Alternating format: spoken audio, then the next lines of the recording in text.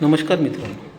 आळस समाजाचा सर्वात मोठा शत्रू आहे. या आळसपणामुळे त्याला जीवनात कधीच यश मिळू शकत नाही आणि या आळशी प्रवृत्तीमुळे त्याची संपूर्ण दुर्दशासुद्धा होऊ शकते. हे आपण एका कथेच्या माध्यमातून पाहू.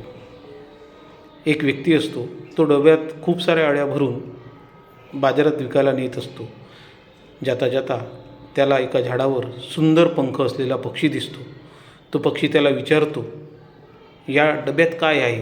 तो व्यक्ती त्याला सांगतो की या डब्यात खूप साऱ्या अळ्या आहे, ज्या मी बाजारात विकायला नेणार आहो आणि मला आवश्यक असलेले पंख मी तिथून आणणार आहो. तर तो पक्षी त्याला म्हणतो की या अळ्या मला तू खाऊ दे, मी तुला माझ्या पंख देतो. त्या व्यक्तीला ती गोष्ट आवडते. तो त्याला आपला एक पंख देतो आणि त्या बदल्यात अळ्या घेतो. त्या अळ्या तो पक्षी खातो आणि असं हे रोजचं नित्याचं होऊन जातं. तो व्यक्ती अळ्या घेऊन येतो, त्या पक्ष्याला देतो, त्याच्या बदल्यात पक्षी त्याला एक आपला पंख देतो. आणि एक दिवस तो व्यक्ती अळ्या घेऊन येतो, त्या पक्ष्याला देतो, पण पक्ष्याकडे आज फक्त एकच पंख उरलेला असतो. तो शेवटचाही पंख तो त्या व्यक्तीला देतो आणि अळ्या घेतो.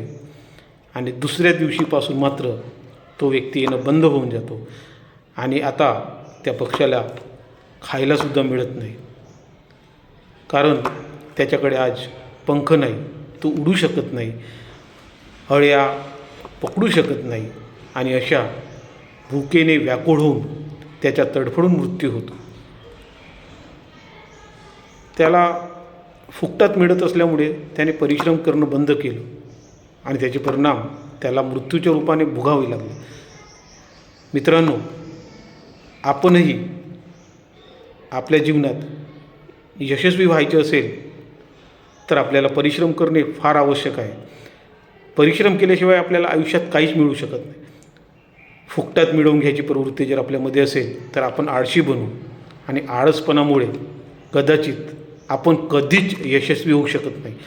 आणि या कथेतून आपल्याला एकच सांगणं आहे मित्रांनो, की नेहमी क्रियाशील राहा, मेहनत करा, आळशी प्रवृत्ती सोडा आणि फुकटात मिळालेल्या गोष्टीवर विश्वास ठेवू नका, कारण त्या आयुष्यात थोड्या वेळासाठी आनंद देतात, पण आयुष्यभर आपल्याला ज्याला आनंद मिळवायचा असेल तर आपण प्रयत्न केले पाहिजे, परिश्रम केले पाहिजे, तरच आपण जीवनात यशस्वी होऊ.